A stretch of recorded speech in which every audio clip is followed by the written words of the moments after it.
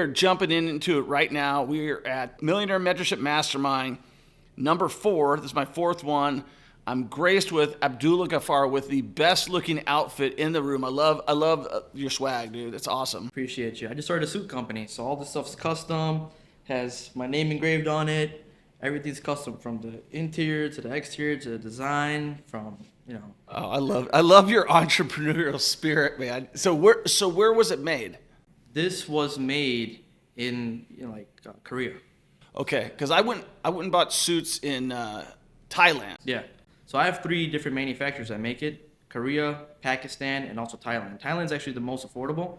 It's like the cheapest there. But if you want like better quality, like the Italian fabric and stuff like that, then the Koreans, they know what to do. Yeah, for sure. But Thailand's great, man. I have like many suits that we tried out from Thailand. It's all the same thing. It's all really good. Yeah. So Abdullah, you just killed it out there. Like your presentation, you rocked the house. It was very succinct. I saw a lot of value you gave people. You broke it down super simplistic, but there's so much more to you right now. Like if you were to guess your age, you would never, nobody's ever going to say 28, dude. They're going to be like, yeah, that guy's 35, he's 40. Not because you look 35 or 40, although the beard, I'm sure if you shaved it off, would say 28. I'm growing this out a little bit, Are you going for the whole? No, this is like the longest I'm going to keep. Really? Yeah, I usually keep like a number 2. But this is like a number 4.5, 5. I want to get like a Drake type of beard, so. Oh yeah? Who's your favorite rap star? You like rap? Yeah, I'm from Chicago, so I like a lot of Chicago drill music. That drill music gets me like the adrenaline. So whenever I'm working out or before I, start anything, just listen to some drill music on. I don't think anybody knows what drill music is. I happen to know what drill music is, and I don't think I've ever heard anybody else say that word. It's like hard-hitting gangster rap with a certain beat, right? Exactly. The reason I like it, the lyrics are, they're not the best, very abusive, aggressive, but I like the beats. Yeah. Not the lyrics so much, because it's all gun violence, drugs, stuff like that, but the actual beats itself, it's amazing. So, yeah, I like Tiesto for that. Are you familiar with Tiesto? Tiesto, not really. Oh, if you like the beats, what gets me going is Tiesto. He was the number one, what do they call them? DJs, one of those mixers? Oh, yeah, Tiesto. Yeah, have you heard that song? It's Let's Get Down, Let's Get Down to Business. That's Tiesto. Yeah.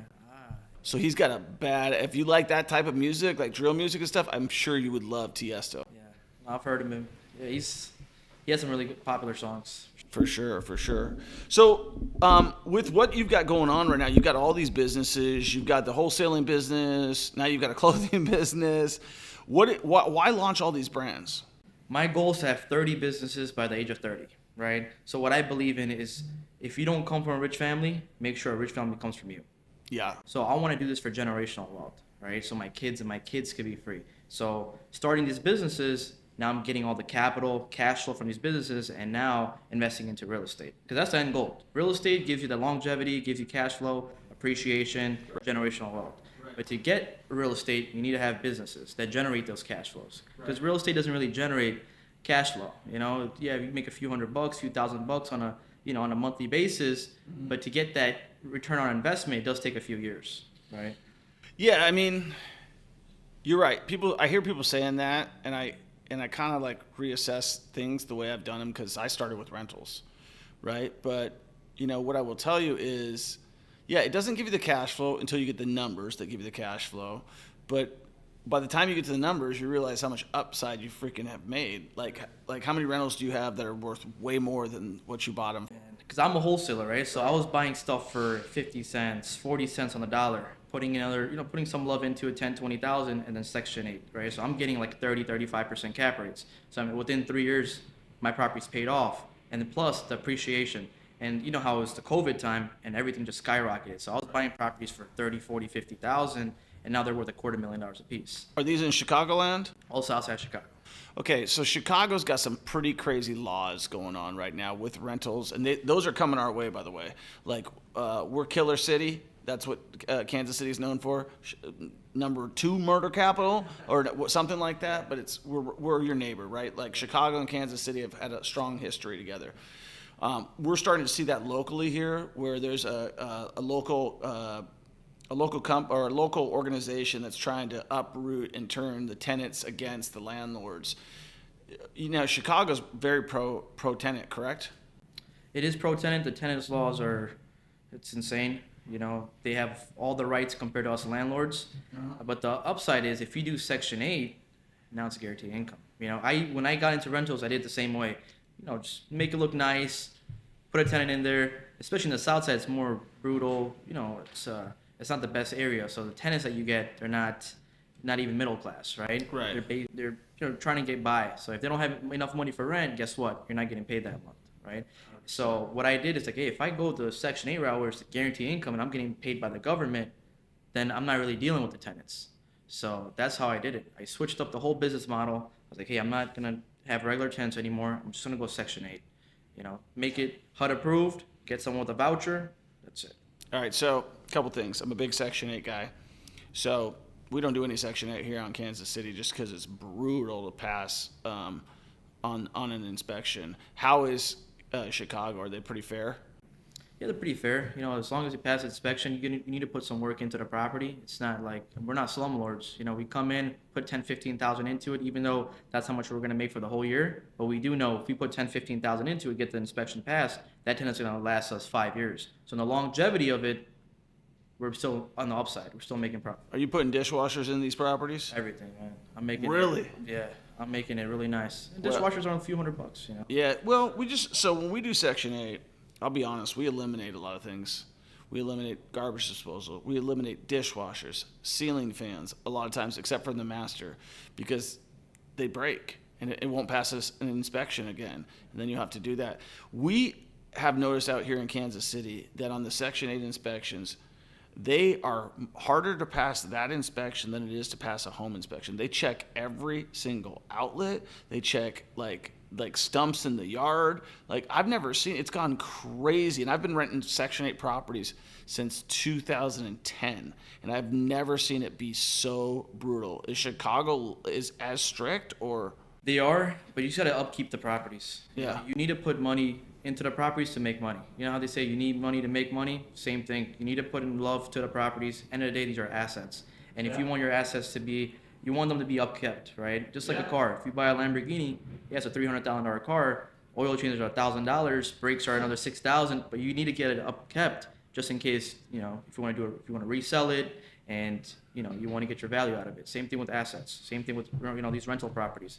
I have to put in money every single year or every few years whenever someone moves out, just to keep it up to date. And that's how I'm going to get the most money for it. Yeah, no, in Mississippi, our Section 8 runs without a hitch. We do have usually a laundry list of stuff every time they come with an inspection. And I just look at that the same way you do. It's like, okay, I got to invest a little bit in my property to get another 12 months of guaranteed income. One thing I heard that I've never tried is 3-year leases on Section 8. Have you tried that? Yeah, man, most of our Section 8 tenants, they've been with us for forever. Do you have to renew them every year, or can you do the longer term lease? You could, as long as you have the voucher, how you have a 1-year agreement. After the 1-year agreement, it's just like, there's there. We don't actually renew it because our property management company just deals with it. And it's just month to month after that. Yeah. But these Section 8, they already have the vouchers. They don't want to really move out anywhere. As long as you keep the property up to date, why would they move out? They have a family, they have a job, they're settled in. When you're settled in something, you really don't want to move. For sure. My longest Section 8 tenant has been with me for about 4.5, about close to 5 years now. Yeah. So. Now, do you guys self-manage as well? I have my own property management company. They manage everything. Do you manage other people's properties? Yeah, we do. Oh, you do? So now you have a property management company. See, so how many businesses are we up to? Man, right now we're at like 12. 12 businesses. I just started a suit company, a cleaning company, a few other companies that we started, especially in the AI space. And they're not at the 6 figures mark yet, but as soon as they hit the 6-7 figures, then I consider it like a real company. For me, I just, I've tried other businesses. Besides coaching and real estate, there's some like software types of businesses that if I had the right partner or something like that. Are you doing this all on your own, or do you have partners? It all comes down to systems, processes, and people. Without a team, you can't do any of this stuff. Yeah, 100%. Limited amount of time per day. So you need people that are competent, that know what they're doing, and those are the type of people that you bring on. Like you said, software business. You can't just bring on Bob from the street, Bob that works as a manager at Subway onto a AI company. You need someone that's qualified. And then what you do is say, hey, why don't I bring you on? You're confident that you have a bachelor's or a master's in computer science. We start this up, and I give you equity in the business.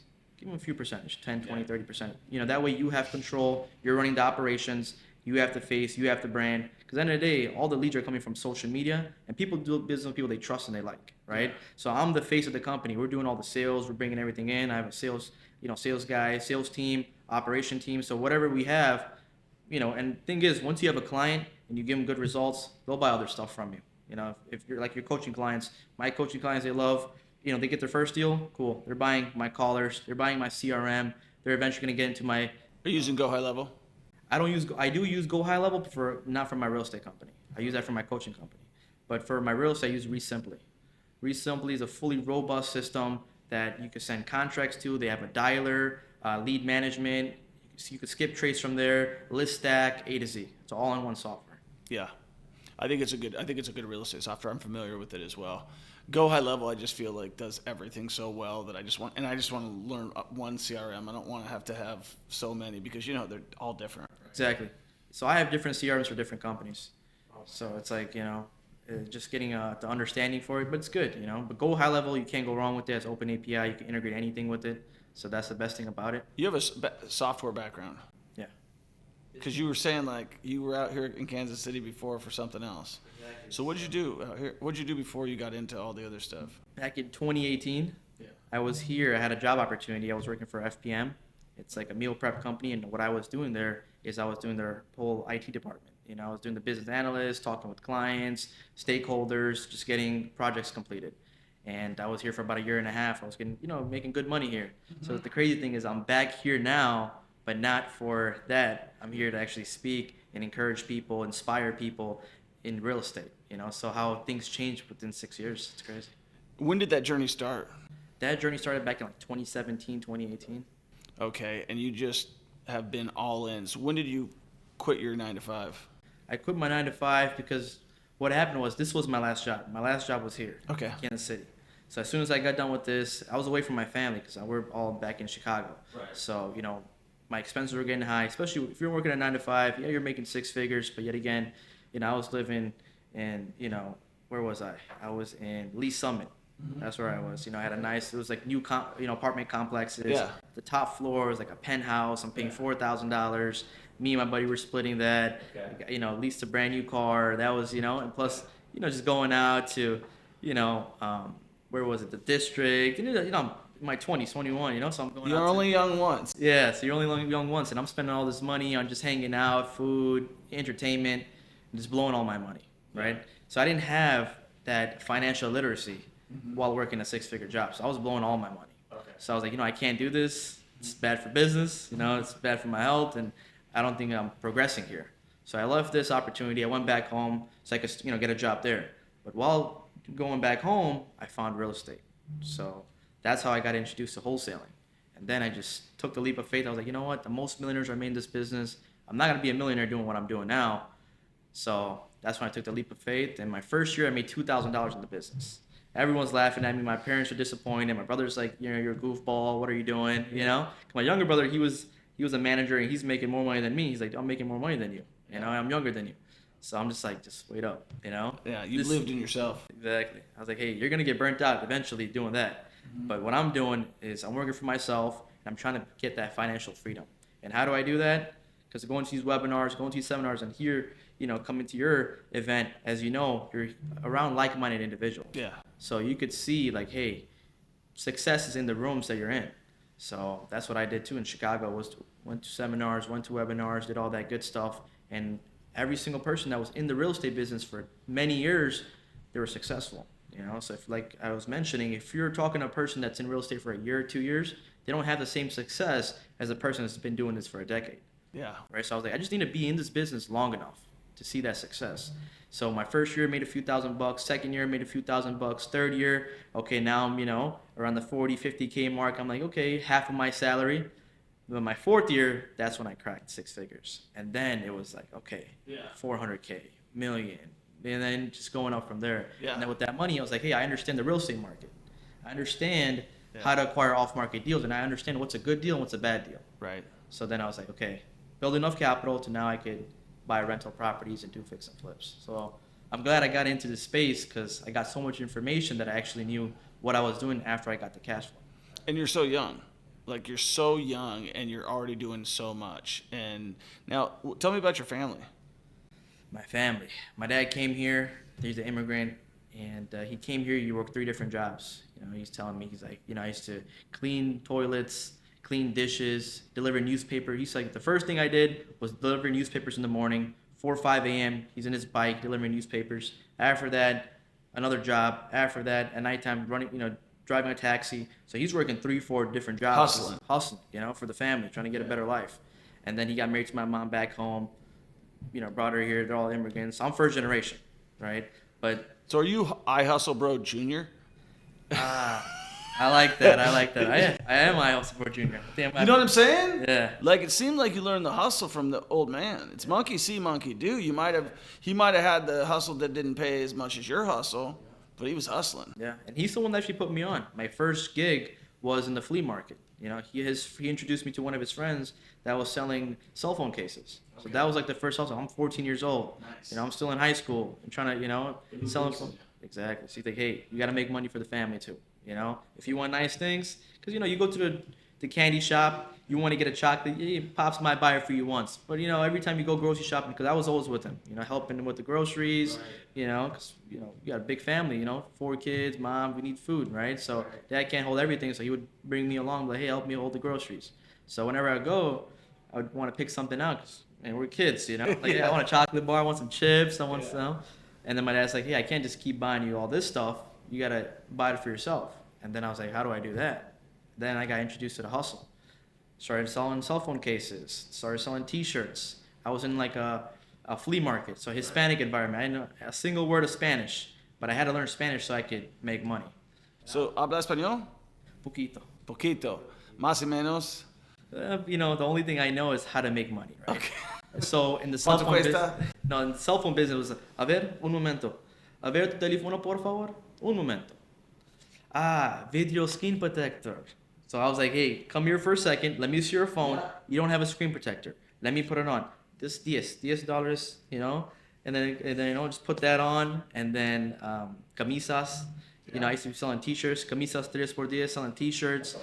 Chicago shirts. Man, I'm hustling all this. Yeah, I love it. A little bit of Spanish to get by and just make the sale happen. Yeah, don't let whatever the barrier be the barrier. Exactly. We just went on a tour around Europe, and the guy didn't speak a lick of freaking English, but he had Google Translate hooked up to his speakers in his little taxi and gave us a tour, and it just spoke in Italian and it came out in English. Technology nowadays. Yeah, there's no reason not to get ahead. So, 30 businesses. By the time you're 30, you got 2 years to do it. You got 18 more to go. That's a lot. That's a lot going on. We're launching, man. Every month we're launching new things. Just started up a media company now, so we're doing reels and stuff like that for other influencers and people that actually want to build their brand. Because the most important thing is building your brand, building your name, right? Yeah. If you want clientele, brick and mortar stores are not working anymore, right? If you want to actually get people into the door, people like doing business with people they like and trust. Yeah. So now when you're on social media, you're basically portraying your message, telling them, hey, I do this, I do that. If you're interested, reach out to me, DM me this, comment this. Eventually it gets to a point where they're like, hey, let me reach out to them, let me see what's going on, right? So like selling cold callers, selling CRMs, selling media, selling coaching, whatever the case may be, right? It's all through social media. I love it. And all my companies 10x'd just by me jumping on social media. Yeah. Before that, it was like companies were, barely hitting 6 figures. But as soon as I jump on social media, now it's like 10x all my businesses. Now we're hitting 7+. Yeah, that's crazy to see that. I mean, I didn't want to be on social media. I'll be very straightforward. But anything I do, I go all in on. And when I saw a friend of mine who was doing it, and he was, I would say, much further behind me in the real estate, but the way he grew and was growing so fast through just the social media, I was like, why are you doing this? Why are you putting it all out there? And then he showed me the numbers, and I was like, I'm in. Like, forget anything else I've got going on. And then, just from coming here, people were like, oh, yeah, you get now you're having the conversations with people that maybe wouldn't have had a conversation if you're just Abdullah Ghaffar, but because you're Abdullah Ghaffar with X number of hundreds of thousands of followers, they're like, yeah, I'll have a conversation with you. So it opens doors as well. Exactly. That's what it is. Like some of the best collaborations that I've done, even collaborating with you, is due to social media, right? If I didn't have social presence, I wouldn't be speaking. I wouldn't be doing business with you. Yeah, you wouldn't be at this. We wouldn't be here today. Exactly. Right. Neither one of us. Right. Like that's the power of it. It's so cool. So tell me what business excites you the most. Like not even anything that you've got going on right now, but if like you could just say, I want to do this business and this business only, and maybe there's like some money that's limiting you from doing it. What business would that be? So the new business we're doing is AI. Right, artificial intelligence. You can't go wrong with that. That's where the future is. Yeah. As you heard, that Google just fired their whole AI company. Right, they just fired all their AI. I did not hear that. Yeah, because the AI is so intelligent now, it just took over their jobs.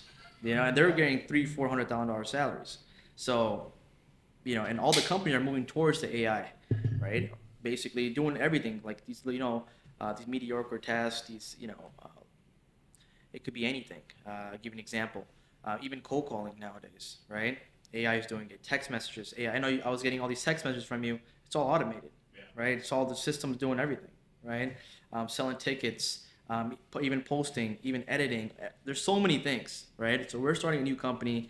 It's basically just like ChatGPT, right? Mm-hmm. So that's what we're creating right now. So is it like a white label? It's not a white label. It's from ground up. I got a guy who is fully educated in the AI space. He has his degrees in there, you know, so he's sold the company prior to that for a few $1 million, and I got the opportunity to meet him through social media, right? Wow. He reached out, he wanted to learn real estate with the capital that he had, and I was like, hey, what else, you know, let's start an AI company.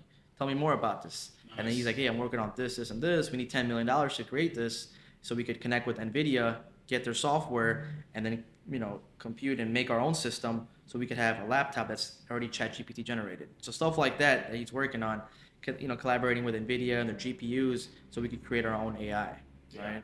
So stuff like that, I feel like that's exciting because the AI is taking over. Yeah, and also on top of that is the software is the most profitable business that there is out there. Like if you look at it, like if I'm a real estate guy, which I am, and I'm looking at the most profitable business out there, it's software. Like the customer service is non-existent. Like think about it. You have a problem with Facebook, you got a problem with Facebook, and they don't care because they're making money hand over fist. You make it once, and then you can sell it for life. Right, 100%. Like Netflix is the 32 biggest company in the world. In the world. Like, you know what I mean? Like, what does the future look like? We don't even know. It's crazy. So, where do you see yourself in the next 10 years? Do you have kids right now? I don't. I just got married 5 months ago. Congratulations. Appreciate you. So, are you like expecting kids in the next 4 months? I do want to have kids. So, you know, that's up to God. Whenever he blesses me with the opportunity to. But it's on the table right now. Yeah. That's cool. So, where do you see yourself? So right now I have about 500 employees, 530 employees, you know, with all my companies. I want to get to 1,000 employees by the end of the year. That's where I want to get my 2024 goal. And then by 5-year goal, maybe 2030, I want to own over 100 rental properties. I want to have a, bigger company. I want to own a skyscraper. That's one of my goals. Good. I was telling my colleagues that I brought, I was like, this is one of my goals. I want to own a skyscraper. Well, hopefully this can be the inspiration that makes it happen, right? Like put your company in one of these, get an SBA loan. Like I was trying to do this one on an SBA because, I would have only had to put 10% down versus 2.6. I could have put only $520,000 down. SBA loans, I was like, yeah, this floor will be ping pong. This floor will be like, whatever. But absolutely, and I would say do that sooner than later because I look at Chicagoland properties. They got some nice, and I don't know what your guys' historical tax credits are like out there, but if you have a property in Kansas City, Missouri, nationally, if it's historic, it's on the historical register, which this one is. When every dollar I rehab on it, I can get 25 cents back as a credit. If I get it from the state, like if I get the state of Missouri to approve it, they'll give me another 20%. I can sell those credits for 90 cents on the dollar. So if I was to take this building and rehab it, and the rehabs call it $15 million, I can get 45 cents on that dollar back. Wow. How much does the skyscraper cost you? This costs $5.2 million. But I'm going to show you something tomorrow that's more expensive than that. that I'm interested in putting together a deal. And I said, I told Danny, I said, let's add that to the list. We'll just drive by people, because what I think I'm going to do on that one is it's a 270,000 square foot, and it's not a skyscraper. I believe it's 7 or 8 stories tall, but it is historical, so it's on the National Register. It's got a 950 stall parking garage. Wow. Parking garage in real estate is that's the money. That's the money. Like, because how many times can you turn that parking spot? As many times as you want. Exactly. No, like, what do you got to do? Clean up some oil? Maybe somebody runs through your gate every once in a while? Everything's controlled by software these days. That's right. So you have no more attendants. That's a cash cow. 100%, yeah. Like, if I could own all parking garages, that's all I'd do. Yeah. I have a friend of mine, that's all he focuses on, parking garages. Yeah. You know how people focus on storage units. Some people do commercial. I have a guy that just does parking lots. I'm going to put it out there right now. If you got a parking garage anywhere in the United States that is, because I did look at one in Cincinnati, and we didn't buy that one. It was a good one. That doesn't require that you can actually turn around it and create automated parking, I'd be interested in buying it. I don't care where it is. I'm interested. You need to do a value add. So there's a lot of parking garages that don't have that systems and processes already integrated, So you just have to come. So you want to hear what I'm doing? Because it fits into your business. Yeah, let's do it. All right. So what I'm doing with my parking garage is we've already we're testing this out, and this was my idea from the beginning, and it just happened like organically. We have a guy right now who's renting our spots on the weekends for valeting. Well, originally when I wanted to buy this office, I thought, man, what would be so cool if I could tell tenants, just throw your keys at the valet guy, and that's a part of the amenities of this building. Like, would you like to go and hustle your car, or would you rather just text it and it's down there ready for you? That's it. So we're working on that. But so the reason I said that, when I looked at the parking garage in Cincinnati that I was going to buy, and I was like, cool, I want to automate this thing, and I realized I had to have employees. And I was like, I'm out. I don't want to deal with this property here. It's easy to steal and stuff like that. It'd be a great business for somebody, but not a good investment for me. But with parking, I'm going to name it the official Turo location. I'm going to put mobile detailing in there, because where are those other revenue streams? If I got my car parked there, can you clean it for me? Or can you fill it up with gas for me? Can you charge it with solar for me? Like, what other things can I sell those people who are like, did you forget to fill up your gas tank today? How many people don't do that? We'll do it for you for free. Just let us know. Just push it on the kiosk what you want. Do you want a mobile detail? We'll clean it while you're in your shopping. You know what I mean? And like all these things. So we could do oil change, whatever you want. You could, if you got 950 spots. That's a lot of spots. You could do a lot with it. And so every single person, even tire change, you want to do this. You just take a portion of the garage. Fill up some air in the tires, make sure everything's maintained. Yeah, these days you can, get a van with pretty much everything on it. You just slide guys underneath there, change the oil, do everything else. I mean, the car wash should be the main thing, because it doesn't really require much. And then you're charging people $100 a car. Yeah, even the solar charging, that's a... Yeah, well, that brings people to your garage. You know what I mean? Like, hey, come over here, get a free charge up and everything like that. I have all the Teslas lined up. For sure. We'll charge them a little bit extra. No, makes sense. Well, I appreciate you coming out and speaking at this event. You kicked ass. You were inspirational. I think you were relatable. I think that people understood it. You broke it down super simplistic. What's one thing that you wish you knew then that you know now that you'd like to share with somebody else? I wish I knew about real estate earlier.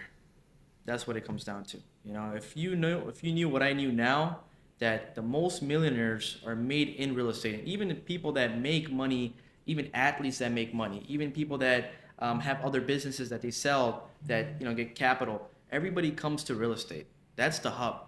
So if you want to ever capitalize and actually, have generational wealth, you need to get into real estate. Yes. You start small. Start from wholesale. Start from wholesale, sell to investors, build your capital into Airbnb. Leverage other people's assets, make a few $1,000s there, and then eventually buy rental properties. 100%. And people always think, like with skyscraper, like it was always my dream. But it started with one little shitty condo in Renton, Washington. So it's like 1 leads to 2, 2 leads to 3. You're at how many rentals right now? Over 30. I think we're like 38. You started with 1 though, right? Yeah. When did you get your first property? So I bought my first property, I think around 23, so about 23 years ago, 24 years ago, something like that. Condo in Renton, second property right after that, like a year later. You do like the burst strategy, or you?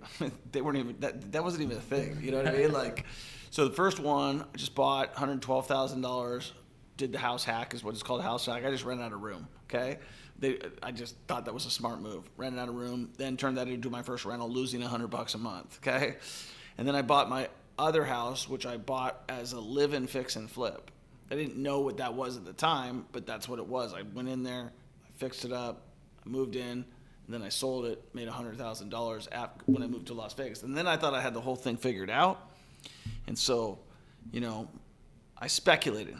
So, when the market was going up like crazy, like a stock does, I was like, it's going to go up again. Everybody tells me it's going up. The news says it's going up. So I bought 2 houses in Vegas incorrectly on speculation that lost $2,500 total a month.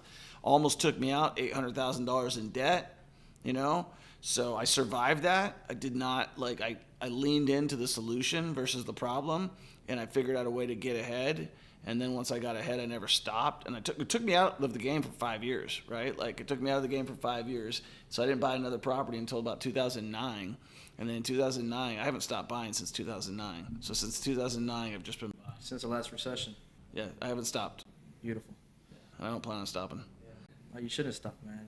Once you get a taste of that cash flow, you don't want to stop. Well, if I wanted to stop, I would just say it's way easier for me to fire everybody that works for me, hire a property manager, and just collect whatever comes in. So what's your why? At this, at the age you're in, at the properties that you accumulated, what's your why? Ooh, that's a good question. The best thing I can say is I want it all. Okay? And we could say because I've achieved what I didn't think was possible. I've already achieved that, right? So if it's financial freedom, I have that, right? So I'm really enjoying the journey with the students. That's something that I was passionate about teaching people before, and nobody listened to me. And now people are paying me. So I really enjoy that. But my why is 100% driven by the Forbes 400 list, man. I want to take it to the top. You know what I mean? I think that business is the ultimate measuring stick of what you can accomplish in life, and you can do. The why is what I can do with that money. For me, money gets in the way a lot of times. If I want, I have a big dream of owning a sports franchise, right? Why? Because I like sports. That's the reason, right? And I think that sports brings people together, and I enjoy that. And I enjoy watching sports. I enjoy watching it with my family. And so I believe in big vision and big dreams, and they've got this whole river market, or this whole thing in Kansas City. They have an executive airport. It's right next to the river. It's where they should build all the stadiums and stuff. And I secretly, or not so secretly, I want to try to put that deal together while I'm out here. I want to try to put together a sports deal while I'm out here. But the why is, at this point in time, just showing my kids what's possible. Me and my wife work together. My other why is get her out of the business. She doesn't enjoy it as much as I do. She supports me in every way possible. But she's mentioned to me, she's like, I don't want to work anymore after this year. And she doesn't need to. She shouldn't have to. And I should be able to support her in that. But she's such a good partner and everything. I hope that answers your question. But my why is to get to the top. I just believe my mentors are the top guys. And so my best compliment would be to get to the top. That's exactly what it is. The reason why I asked you that is because that's the same reason why I'm going hard, right? Having immigrant parents and not having much, I just want everything, right? And then, even if I'm making $250,000 a month, I know someone out there is making $1 million a month. $250,000 an hour. Exactly. I mean, that's insane. Well, listen, I guarantee you Jeff Bezos makes $250,000 a minute. Yeah. So we're just that's what I'm saying. There's even, let me tell you this. If I could get to the level of a guy like Stephen Ross, who is worth $10.1 billion and owns the Miami Dolphins and has 220,000 affordable housing units and built Hudson Yards and owns where the Miami Dolphins play. If I could get to his level, that's just fine with me. I don't need to get to Jeff Bezos' level. I don't need to get to. I just want to be the top real estate developer and investor. That's what I'd like. That's my why. Because I believe real estate is transformation. Love it. I feel like even at that level, you always want more. It's never ending cycle. It is. When you hit your first million, like, okay, you know, because that's the goal. Coming up, you want to hit your first million. And then you want your second million. And then you're like, hey, let me get 5 million. Let me get 10 million. It's a never ending cycle, you know? So Yeah. it only ends when you're 6 feet under the ground. So just keep going every single day. It doesn't have to end when you're 6 feet under the ground. That's why they call it legacy wealth, right? Like, control it beyond the grave.